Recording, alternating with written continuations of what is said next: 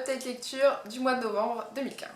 Au cours du mois de novembre, j'ai lu pas mal de bouquins, j'en ai lu 6 au total. Pour moi, c'est un très bon quota, dans le sens où certains de ces livres étaient assez longs. Le premier livre fut une énorme déception, sachant que j'avais adoré un livre de cet auteur. Il s'agit de La mort leur va si bien de Peter James. Pourquoi ce fut une déception? Parce que la partie thriller est finalement minoritaire par rapport au personnage principal de ce roman. En fait, le personnage principal de ce roman, c'est un enquêteur qui va essayer de savoir pourquoi il y a des meurtres, hein, c'est un petit peu son travail. Mais le problème, c'est qu'en fait, on va avoir plus d'infos sur lui, son passé, sa vie sentimentale, ses doutes, ses angoisses, plutôt que sur l'intrigue principale du roman, qui est la raison pour laquelle j'ai acheté ce livre. Ça m'a énormément déçue dans le sens où la partie thriller avait l'air assez cool, le concept était très intéressant et ça pouvait faire un très très bon thriller. On suit en fait, en partie finalement, Monsieur Bryce qui, après un trajet dans son train de banlieue, va retrouver un CD-ROM. C'est vieux ça, CD-ROM. Il va donc retrouver un CD qu'il va récupérer, il va le mettre dans ses affaires et en rentrant chez lui, il va insérer CD-ROM dans son ordinateur. Ce CD va le conduire vers un site visiblement provenant du Darknet, qui est donc très caché et très confidentiel.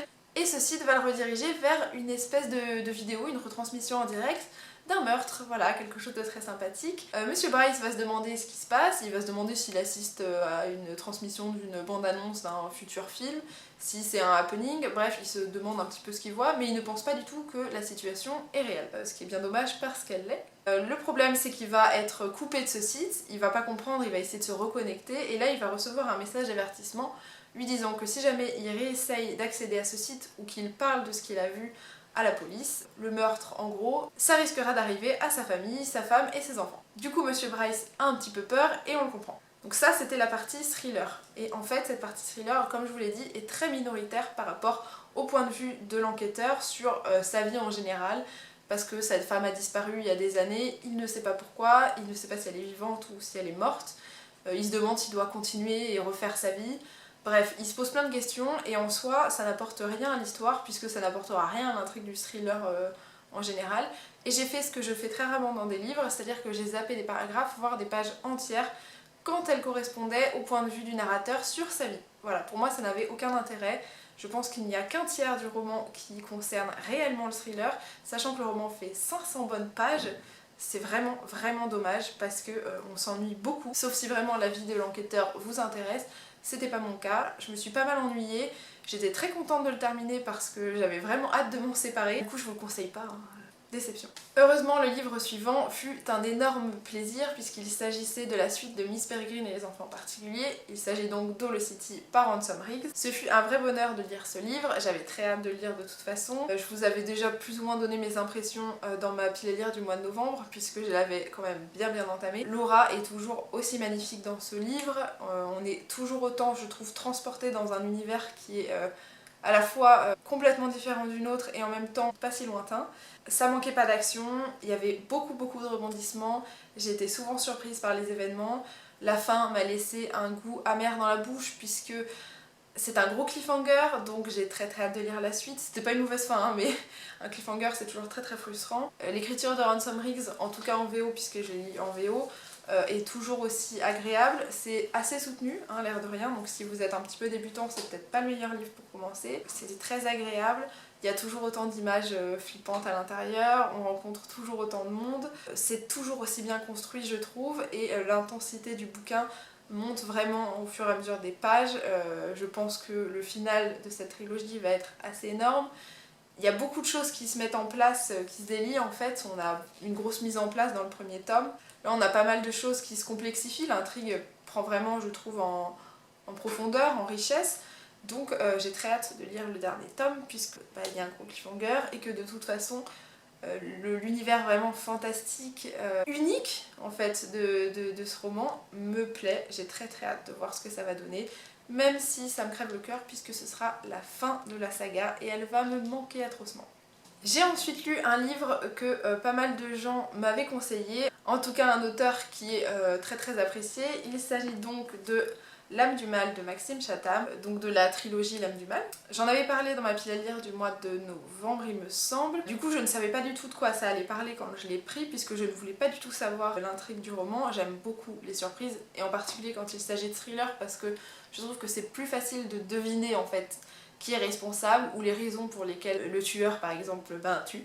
Au niveau de l'histoire, on va suivre un jeune enquêteur, en tout cas au début du livre, qui va essayer de dénouer certains meurtres. Il s'agit d'un tueur qui a décidé de vitrioler ses victimes, de les découper et de les mutiler un petit peu dans tous les sens. Voilà, un tueur très sympathique avec ses victimes, qui passe vraiment un très bon moment avant de mourir. Hein. Voilà. Donc on n'a vraiment pas envie d'être à la place des victimes, c'est assez horrible. Au début du roman, ce jeune enquêteur va arrêter le tueur, il va le surprendre en fait en pleine action finalement. Donc tout est bien qui finit bien, sauf que un an plus tard, les faits se reproduisent et on se demande si finalement il a arrêté la bonne personne. Voilà, en gros, c'est l'histoire de L'âme du mal. J'ai bien aimé ma lecture, j'étais un peu déçue parce qu'on m'avait beaucoup vanté Maxime Chatham, on m'avait dit que c'était génial. Moi j'ai toujours un point de comparaison qui est Franck Tilliès parce que j'aime énormément ses livres, je les trouve très bien faits. Le souci avec ce bouquin, c'est que j'ai trouvé sa plume un petit peu classique, c'est-à-dire qu'on a... je dis pas qu'elle est ennuyeuse, hein, mais on est un peu détaché, je trouve, un petit peu neutre par rapport à ce qui se passe. Je trouve qu'on n'a pas autant cette intensité que j'attendais, ce suspense, cette tension.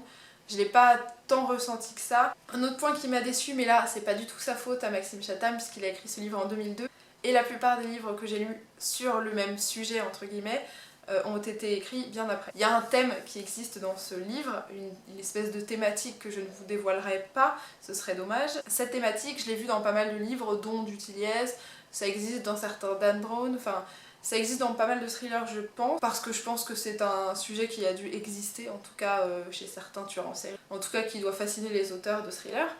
Donc ce thème, je l'avais déjà vu, donc j'étais pas forcément surprise par le livre ou en tout cas les intentions du meurtrier. C'est un petit peu ce qui m'a déçue parce que j'avais pas une sensation de déjà vu, mais c'était un univers que je connaissais déjà, donc j'avais pas la même tension que si je l'avais découvert pour la toute première fois. C'est pas un mauvais bouquin, je lirai quand même la suite de la trilogie, mais quand même je suis un peu déçue parce que on m'en a dit pas mal de bien et que c'est pas aussi bien que du Tilliez pour moi. Voilà. Ce livre, je vous en ai parlé dans mon book haul du mois de novembre. Je l'ai acheté et lu quasi aussitôt après. Il s'agit de Phobos de Victor Dixon. Donc on se retrouve dans un univers assez familier. Il s'agit de la Terre dans, je pense, quelques années, sauf que les États-Unis ont décidé de mettre en vente de très grosses institutions nationales, dont la NASA, qui est rachetée par une société qui s'appelle Genesis, qui décide de coupler la conquête spatiale et de Mars en particulier avec une émission de télé-réalité consistant en gros en du speed dating. Donc il y a 6 filles et 6 garçons qui ont été sélectionnés à travers le monde et ils sont amenés donc à se rencontrer au fil de leur voyage sur Mars puisqu'ils ne feront pas directement leur voyage ensemble. Et une fois arrivés sur Mars, ils devront être mis en couple, donc les 6 filles seront mises en couple avec l'un des garçons et inversement. Et une fois sur place, ils seront mariés et leur but c'est de faire des enfants et de peupler Mars. Nous on suit Éléonore qui est la sélectionnée française. On va suivre ses doutes, on va suivre pas mal de choses, mais on a d'autres points de vue, comme le point de vue des organisateurs, on a un point de vue spectateur puisqu'on a vraiment la retransmission de l'émission en direct, hein, avec la date et l'heure de l'émission. On a pas mal de points de vue différents. Alors ce que j'en ai pensé, au début j'ai eu pas mal de mal à me mettre dedans dans le sens où tout ça, ça me paraissait très peu crédible. Ça me paraissait impossible qu'une société, déjà que la NASA puisse être revendue pour faire du speed dating. Qu'on puisse se dire c'est crédible d'envoyer des jeunes gens qui n'ont été formés qu'un an à l'univers spatial, les envoyer comme ça, allez hop, on y va sur Mars. Ça me paraissait juste hautement improbable. C'est quand même assez particulier de se dire tiens allez hop, je connais pas cette personne, je ne reviendrai jamais sur Terre, je ne peux pas faire de pas en arrière.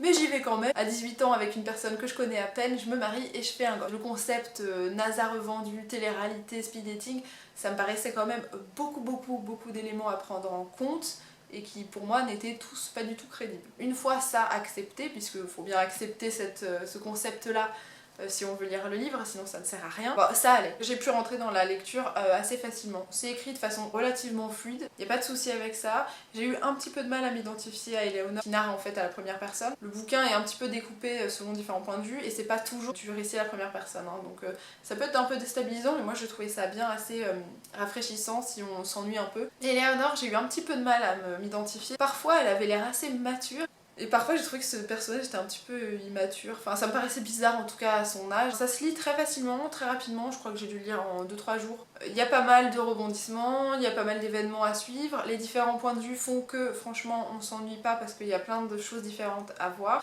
Il y a un élément assez important qu'on découvre assez tôt dans le bouquin que je ne vous dévoilerai pas ici puisque pour moi ça a été l'un des éléments qui a fait que je me suis dit ah finalement c'est peut-être un petit peu plus compliqué que le concept de base et qui a fait que je m'y suis plus intéressée que ce que j'aurais pensé. En soi c'était une bonne lecture, je me suis pas ennuyée du tout, je suis très curieuse de lire la suite que j'ai achetée. Je vous en dirai plus de nouvelles plus tard je suppose. Le livre suivant est sans aucun doute ma lecture préférée du mois de novembre puisque je l'attendais avec impatience et j'avais hâte de connaître la suite des aventures des personnages de cette saga. Il s'agit donc de Winter de Marissa Meyer. C'est la suite et fin des aventures de Cinder et de ses compagnons de la saga des Chroniques Lunaires. On va avoir donc le dénouement de toute l'histoire qui s'est construite au fil des différents tomes. Pour ceux qui ne connaîtraient pas du tout l'univers de la saga des Chroniques Lunaires, il s'agit donc d'un espèce de mélange entre des réécritures de contes assez connus, Cendrillon, Le Petit Chaperon Rouge, Réponse et ici Blanche-Neige, et de science-fiction. Donc c'est assez bien fichu, c'est très particulier, mais j'ai plongé immédiatement dans cet univers-là, ça m'a pas posé de soucis. Je trouve qu'on tombe très vite accro et ce qui ne gâche rien, c'est que l'univers de cette saga est très bien construit. Ici on a donc la fin de ces aventures-là, on découvre le personnage de Winter, puisque chaque tome nous présente un nouveau personnage. Winter était très intéressante, on apprend pas mal de choses sur son passé, sur son présent évidemment. On comprend un peu mieux sa place dans la saga et le rôle qu'elle jouera, s'il est stratégique ou non, ça je vous en dirai pas plus. L'histoire est toujours aussi bien fichue, je trouve qu'on a toujours autant d'action et de rebondissements, la construction du livre est toujours aussi bien faite puisque en général chaque chapitre présente un petit peu un moment clé de l'histoire ou en tout cas on n'a pas toutes les fioritures qui pourraient éventuellement gâcher la lecture, sachant qu'il fait 800 pages, ce serait dommage d'en faire des caisses pour rien. On a pas mal d'éléments, pas mal d'actions, pas mal de rebondissements, et comme je le disais, ces différents chapitres nous permettent de sauter à chaque fois dans l'action et de pas s'ennuyer du tout. Les personnages ont toujours autant pour moi de relief, de profondeur, d'intérêt. J'ai adoré retrouver certains personnages que j'aime depuis le premier tome, donc je pense que ceux qui connaissent la saga sauront probablement de qui je parle. C'est pas forcément un personnage principal, mais je l'aime beaucoup. Le roman a toujours autant de dynamisme, on ne s'ennuie pas une seule seconde, vraiment c'était un très bon dernier tome. Je le recommande à tous ceux qui sauraient lire en VO, même si je trouve l'écriture de l'auteur assez fluide, c'est pas forcément un roman que je recommanderais aux personnes qui ne sont pas habituées à lire en VO, parce qu'il y a pas mal de langage technique à l'intérieur et ce fameux langage technique peut un petit peu freiner la lecture parce qu'on va un petit peu plonger le nez dans le dictionnaire toutes les 5 minutes et ça c'est pas très intéressant. Donc pour ceux qui ne liraient pas en VO, attendez la VF, j'espère qu'elle sortira très vite. Pour ceux qui lisent en VO, foncez dessus sans aucune hésitation. Et le tout dernier livre que j'ai lu au cours du mois de novembre, il s'agit de La 5e vague de Rick Yancey. Je l'ai enfin lu, j'en ai énormément entendu parler de partout. En plus, j'arrêtais pas de voir les bandes annonces au cinéma et je me cachais les yeux, je me bouchais les oreilles parce que je ne voulais rien savoir sur le résumé. Ce fut une vraie découverte et j'ai eu pas mal de surprises puisque j'en savais très peu. Nous suivons donc plusieurs personnes, plus que ce que je pensais, qui sont des survivants d'une invasion alien, voilà, hein, en somme. Je vous en dirai pas plus sur le résumé parce que vraiment, moi j'ai adoré être surprise parce que je m'attendais vraiment pas à pas mal de choses et je pense que si j'avais vu soit la bande-annonce du film, soit un résumé plus complet, j'aurais peut-être moins eu d'intérêt pour le bouquin. Ce qui m'a fait entrer dans l'histoire assez facilement, c'est son prologue que j'ai trouvé super bien fichu. Je trouve qu'il met très bien dans l'ambiance, il nous prépare très bien en fait à l'ambiance du livre en général. Il fait une petite page, une toute petite page, mais je trouve que c'est le meilleur prologue que j'ai pu lire. Ça permet tout de suite de sauter dans l'histoire sans aucun problème. Pour ce que j'ai pensé du livre, j'ai vraiment bien apprécié ma lecture. Je pense que j'ai pas été autant soufflée que tous les avis dithyrambiques que j'avais entendus, mais ça n'enlève rien à la qualité du livre. C'est très bien écrit et c'est un univers, mon Dieu, qui est horrible. Horrible. Je n'aimerais pas vivre dans cet univers. Il est glaçant, honnêtement, on flippe pour les personnages. À chaque fois, je me demandais comment ils avaient fait pour même mentalement tenir là-dedans. Donc la 5e vague, parce qu'il y a eu pas mal pas mal d'attaques sur cette pauvre petite planète et des attaques auxquelles j'aurais pas du tout pensé, hein, vraiment. La 5e vague, je ne savais pas pourquoi et on le découvre très très tôt dans l'histoire, voire même je crois que c'est les images d'illustration au tout début, hein, donc vous le saurez très tôt. C'est un univers qui est glaçant, je le trouve terrifiant, je me demande comment on peut même continuer à vouloir vivre là-dedans, hein. Faut vraiment avoir une force mentale assez extraordinaire. J'ai beaucoup aimé parce que j'ai trouvé les personnages pour le coup assez réalistes. On suit une jeune femme qui a quand même je crois 16 ans, donc elle est quand même très jeune et elle affronte des événements qui sont vraiment immondes. Elle arrive mentalement à tenir, chapeau. En même temps, je dirais qu'elle n'est pas ce fameux personnage infaillible et indestructible qu'on peut rencontrer dans les bouquins jeunes adultes. Elle a quand même ses failles, elle a ses peurs. Et c'est assez bien exploité dans le sens où c'est assez cru en fait. On n'a pas d'enrobage, on a vraiment la vérité brute hein, de ce livre-là, de cette histoire-là, en pleine face. Et j'ai trouvé ça bien. Le personnage est assez cohérent, il est assez crédible. Et ça, c'est, je dis pas que c'est rare, mais souvent, vraiment, on enrobe un petit peu le personnage, on le transforme vraiment en héros, et là, c'est pas vraiment ce qu'on a, et j'ai trouvé ça assez cool. On a pas mal d'autres personnages qui sont eux aussi, je trouve, assez crédibles dans leur façon de penser, en tout cas par rapport à tout ce qui leur arrive. Ils sont tous relativement jeunes, hein, c'est un livre jeune adulte, donc je pense que c'est pour ça, on s'identifie à des personnages qui ont à peu près l'âge des lecteurs. Ce qu'il faut savoir, c'est que le bouquin est découpé en fait en plusieurs parties en fonction en fait de différents points de vue, parce qu'on a énormément de points de vue différents dans ce livre, ce que j'ai trouvé bien parce que ça donne pas mal de rythme et de dynamisme à l'histoire. Le seul souci, c'est que parfois j'avais un petit peu de mal à adhérer à l'univers de certains personnages. En fait, certaines choses me paraissaient très froides, mais en même temps ça colle vraiment avec l'histoire de la 5e vague. Enfin, on est dans un univers assez horrible, donc je pense que les gens ont besoin de prendre du recul, parfois de s'oublier un peu. Et donc c'est ce qui m'a gênée chez certains personnages, mais vraiment c'était pas un gros point noir dans l'histoire. Voilà, donc le rythme est assez bien mené, ça manque pas d'action, ça manque pas de rebondissement, on a pas mal de choses à voir. Il y a certaines choses que j'avais plus ou moins devinées au fur et à mesure de l'histoire. Après je pense que c'est fait pour qu'on nous glisse pas mal d'indices justement pour qu'on se pose des questions. Je me les suis posées assez rapidement. C'est un très bon livre, j'ai hâte de lire la suite. Enfin, je vous le conseille très fortement. Même si on n'est pas spécialement branché alien, je trouve pas que ce soit un gros souci. C'est pas le cliché de l'alien qu'on a l'habitude de trouver, on va dire, dans les films de science-fiction. En tout cas, allez, pas les aliens des années 90. Je vous le recommande, effectivement, c'est une bonne lecture. Je lirai la suite, pas forcément tout de suite, mais je la lirai, c'est sûr. N'hésitez pas à foncer sur la 5e vague. J'espère que mes lectures du mois de novembre vous ont intéressé, peut-être même qu'elles vous ont tenté pour lire l'un de ces bouquins. Espérons-le. En tout cas, Winter, allez-y, allez-y. Puis la 5e vague aussi, allez-y. Ce sont de bons livres. En tout cas, n'hésitez pas à me dire si vous avez déjà lu l'un de ces livres. Je serais très curieuse de connaître votre avis. N'hésitez pas à me partager vos lectures du mois, ça m'intéresse aussi. Je suis toujours curieuse de faire plein de découvertes. J'adore regarder les vidéos book haul parce qu'il y a plein de bouquins qui me tentent à chaque fois. Même si bah, c'est pas bien.